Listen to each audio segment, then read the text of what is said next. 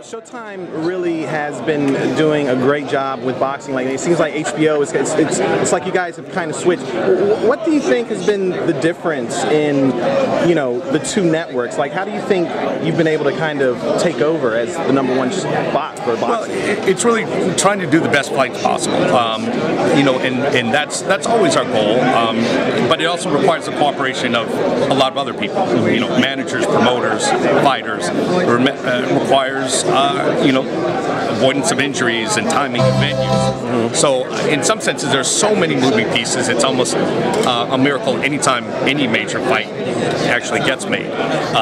But I think what we saw, at least with our schedule so far, is that everybody got on the same page and said, look, we're going to do a really strong run of boxing to elevate our sport, to elevate each individual guy. And I think the good thing about having a lineup like this is it's the rising tide that lifts all boats. One big event makes the next event bigger, makes the next event bigger. And fighters are competitive. They watch these fights. So if one guy is, if Leo Santa Cruz is taking, the Frampton fight and Sean Porter is taking the Thurman fight, well, fighters are competitive and they want to take the tough fights too. So that's how we end up with a string of fights the way we have this early 2017. Has the PBC business model helped out with that? Just with the way that the promoters now work together a little bit differently than in the past? It has. I mean, it's also created some conflicts because not everybody is, works. PBC doesn't work with everybody and vice versa. But in some ways, it's made things simpler because it has removed some of the other barriers and conflicts.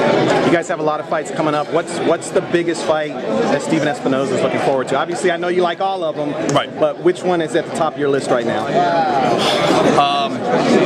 Well, I'll highlight a couple. I mean, obviously, everyone goes to Garcia Thurman because that's sort of the marquee fight. I think Mikey Garcia versus Zlaticanin on the undercard of Frampton, Santa Cruz, is a really fascinating fight. It's underrated. Sort of a sleeper fight. Yeah. People may not know Zlaticanin very well, but he's a little pit bull. He is a come forward, high energy guy, punches really, really well.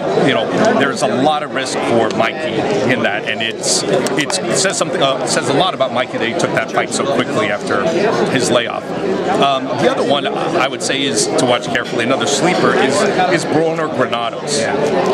Granados, you look at his record, you say 4 losses, and you think, okay, this is a tune-up type fight. Then you look at the 4 losses, you say they're all split decision. Combined record of those guys, was 72-1, and you start to see, look, this is a high-quality boxer with some really close, tough losses to legitimate guys. He doesn't stop. He comes forward. He's a little bit in the sense, almost a Marcos Maidana, not exactly the same style, but high activity rate, really aggressive, really rough. And we, of course, saw the Maidana style gave Broner a lot of trouble. So I think that fight will be, more competitive than people might assume. You mentioned Garcia Thurman. Is the venue finalized yet? Can we say that on camera? It's 99.9% Barclays, which is where it belongs. Both guys have fought there before, and they established a fan base, and Barclays has really earned it with the fan base that they've drawn. It has really become a destination for some exciting fights. So I think it's the perfect place for that fight to happen.